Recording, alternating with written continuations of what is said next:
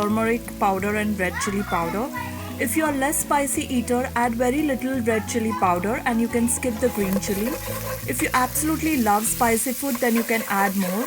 Now blend all the spices and the onions, ginger and the curry leaves and the green chili together so they mix properly. Now remember one thing, we don't add coriander powder or garam masala or any other spices to this.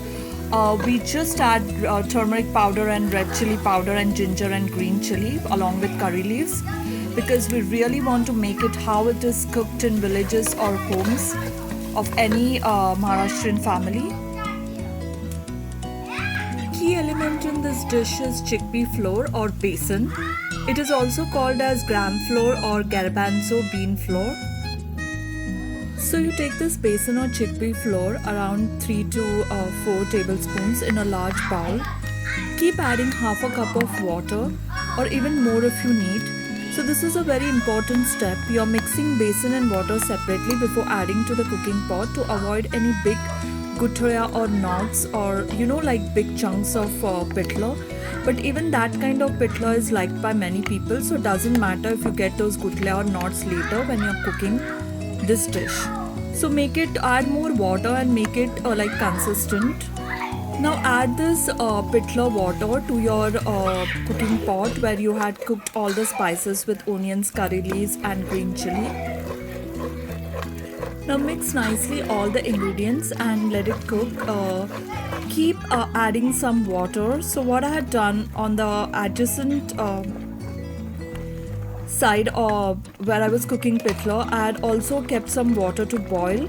Or if you have not done that, you can you can add the water later. Sprinkle some salt. But it's more important to boil the water simultaneously, so you can add the boiling water to this pitla. But if you forget, just in case, you can microwave water and add to this pitla. You can even add cold water, but adding a boiled water is more preferable. So I have chopped some coriander leaves for garnishing. I've also kept some onion to give it as a side dish. I generally sprinkle some black pepper and or lemon juice over it, some black salt because black salt is really healthy and it adds a great taste. If you're in short of lemons, don't worry, you can always replace it with a lemonade juice if you have at home.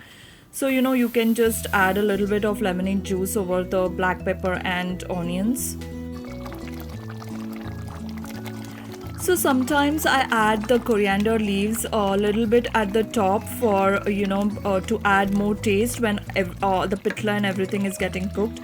But most of the coriander leaves I add later because you don't want to overcook it and kill the nutritional content.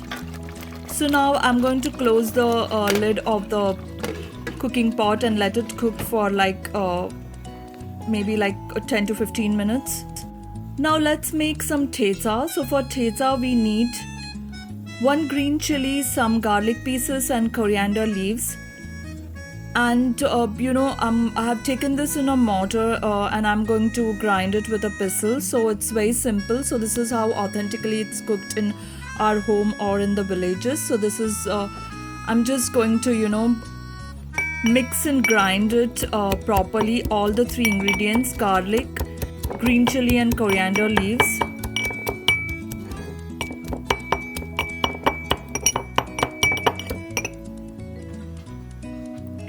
So when they are nicely crushed, as you can see, our thecha is ready.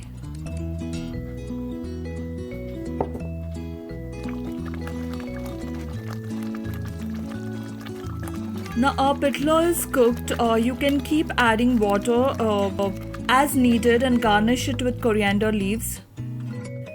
Now as you can see, I have taken a pinch of the salt and I'm going to put it on the thecha. And I'm going to nicely mix it, but add very little because I'm making like a 2 or 3 people thecha here. Now once you have nicely mixed, in a bowl take very little of the oil because we are going to add a raw or a katsa oil to this. We are not going to heat the oil. So this is like a cold oil. I'm just going to add very little on this tether. So as you can see, I'm just adding few drops of oil because we don't want to make it oily. And I'm going to nicely mix it. So our green tether is ready. Wow, it is smelling awesome.